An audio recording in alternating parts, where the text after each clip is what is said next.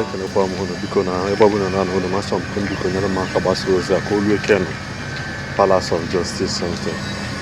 Ken Palace of Justice, you started well. You started very, very well. Ọ bụ na iji aka anụ iji, ọ bụ na iji aka hiji ebido. By now, bụ the second version or the first version of very bad madness. I don't remember. Ọ bụ na iji aka anụ iji, bụ the second version of it. Maka na fọrọ m reason ya by na onye birichala ọfọ ka gịwa bụ Ken. Mana dị ndụ dị eti ya. Chọbazie okwu gbalịba ndị mmadụ. Will display ebe karata onye a na-azụrụ azụ. Will display karata onye a na-azụrụ azụ. Karata ile display karata dịka karata ka ịbụ onye Hausa. Ndị Hausa sef anaghị akpa ụdị agwa anyị na-akpa. Ichefuza nọ Senegal ka ịnọ. Ọ bụrụ na aka ma ndonwu video. I can remember the very, very well mgbe gị na Mr. Governor eziokwu nwere issue. Nwe ihe na-akpọfọ ya na internet.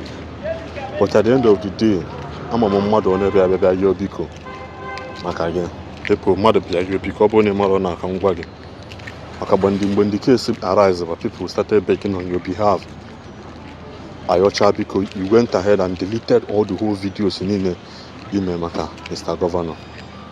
This is the second time I'm talking to you, Ken. The second time na ekwesịrị ihe na I'm talking to you now as a brother. Ana m abalị gị mba, ana m achọ m ịkpalị gị, ana m akpalị mmadụ. I'm talking to you now as a brother. Kaba arụ kwụsị ihe anyị na-eme. You can find another means of creating your content. Ị na-akpọli so many people. Ị na-akpọli Akụzayo. Number one, ese na ịmaghị ihe ọ na-eme na Mozambique ebute ego. Iti picture ịkpali ya, iti video ịkpali ya Zion na-eme nka na-eme nka. Ịmakwana, let's just forget the fact that na anyị niile bụ mmadụ. Man, as long as no one is concerned, go and ask anybody. When they're not ordinary human being on this earth, how do ordinary? You can insult them and go free, but Mohana Hasso will not leave you unpunished. Take it from me, Mohana Hasso will never leave you unpunished. Ken Palace of Justice. Or one more Igbo Igbo. To start with Igbo Igbo. But I must tell you, you're not Bananko, you're not Banko. Here. Learn to respect people even when you don't know what they do for a living. Develop that character of respecting people even if you don't know what they do for a living. Ken, you started very well. Mam Ishi, Mamka, Kesi, Bawamam, so many Facebook game Chichagolumba. Palace of Justice now, to the extent that you found your way to Instagram.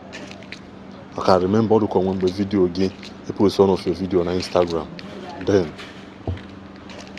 Ken Palace of Justice, Biko. I'm begging you now and I'm talking to you now as one mother, as onye follow mother nanya. Ajo here no but from there. Makamboy here said now I so much blame people now there Biko. Because keta no in a heart now. What if tomorrow now Onya decide to forge a complaint against you? Here me akwande mother Biko case before. When you are the force, you will not save people from this unnecessary drama by respecting yourself.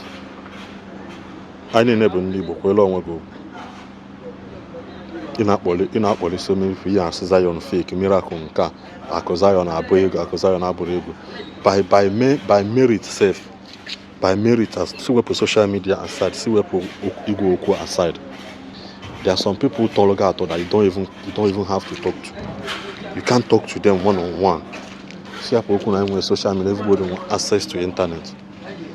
Learn to respect people, but you need display and was someone as well. You need display character on as well. But people now from today, anytime you make a video, Bible said the day you listen to the day you heard his voice, hadn't met your heart. Let that day be today. Because if not for anything, kwelo madu. Owo na ima godo ni ho na eme for a living. Kweli agwaso onye to ga ato. Kweli agwaso onye ka gijide ego. Kweli agwaso onye onwe some things people don't know that this thing called respect. Onwe logo na enye mmadu. Respect ye mmadu onye ha kuzelu gosi guzo. Because ya na gbogbo ihe na ego ngodi onye kpọ gi because I don't think no one kpọ gi just pick it up. Forget about the money. Money comes and go, but that relationship, maybe, can you be able to build it back? Can you be able to build it back? Ekuchakwam. Odenu mbozo.